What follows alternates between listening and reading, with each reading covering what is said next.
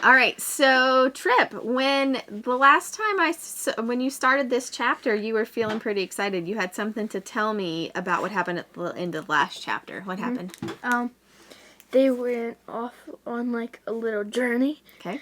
And they were next to a highway, and a car pulled in and picked them up and brought them to the house. Is it the house that they've been in, or a different house? A whole different house. Ooh. So how did that make you feel? Excited. Why? I don't know. I just wanted to just a new life for them. Okay. So you're making a prediction that this is going to be a good thing, right? So far, it really hasn't. Oh, it turns out you've read some more of the next chapter. Why is it not a good thing? Oh, because so far they're just going to the bathroom in their house. So In the house? Oh no. So they're not very happy right now. The people or the dogs? Kind of both. Okay. Yeah, that's not a good situation. Can you read a little bit about like where you are? I think I am.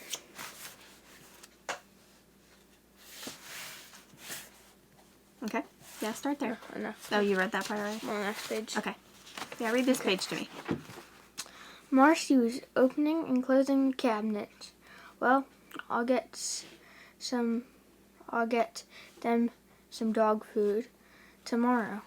For now, they can eat.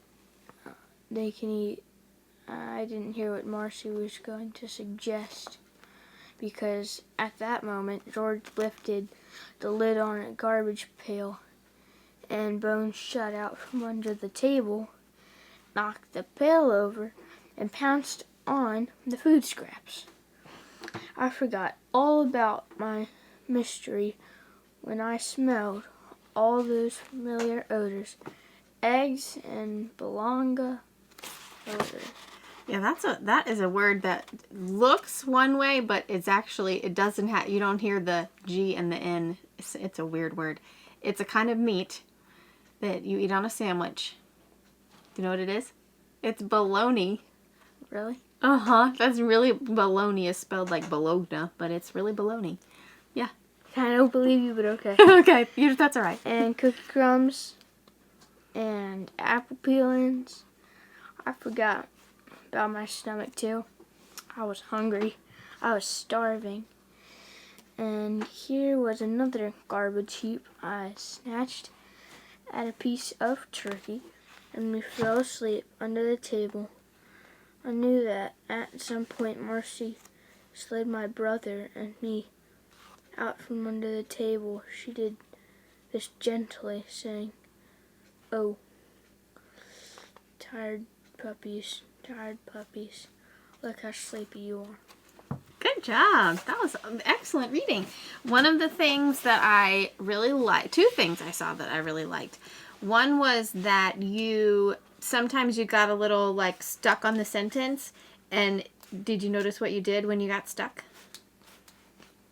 So you reread. You went back a little bit and kind of got a running start to get that sentence to make sense. That's what good readers do. They back up, reread it, and start over. Do you know that I reread stuff all the time when it's like that, it doesn't make sense, it doesn't sound right in my head.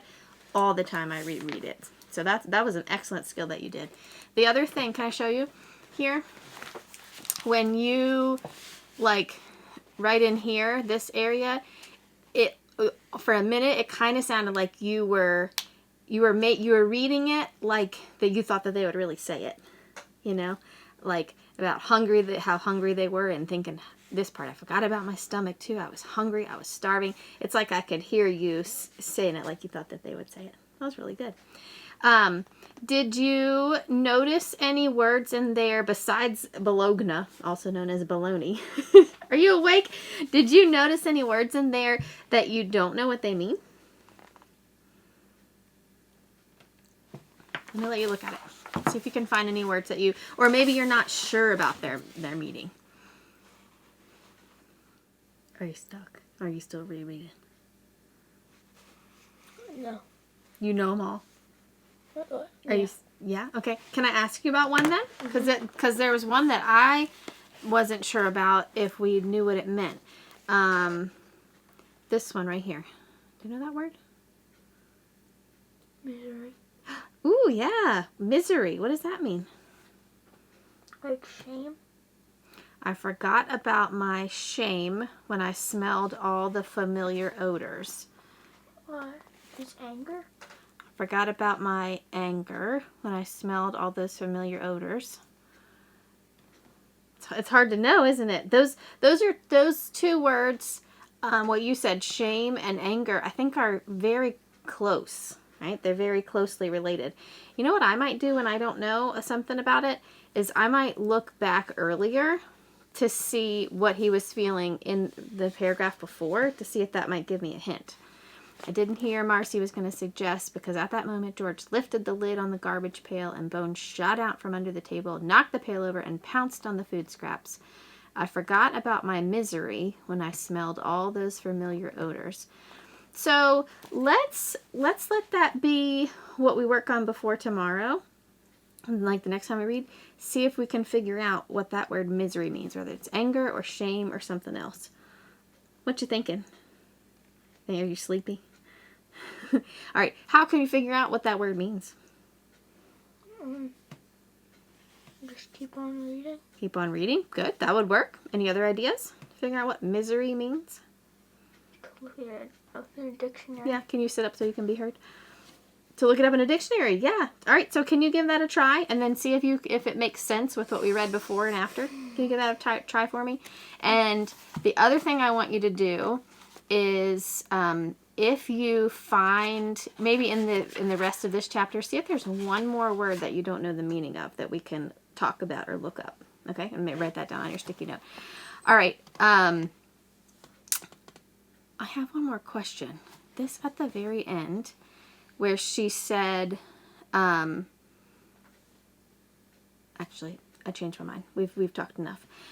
Let me just say that I'm proud of you for your reading this time. You read that whole page to me. Thank you. And I'm proud of you for how many words in like this is not easy. And you know, knowing all these words in there, learning a new word like baloney. Okay, proud of you, and thank you for talking to me about your reading today.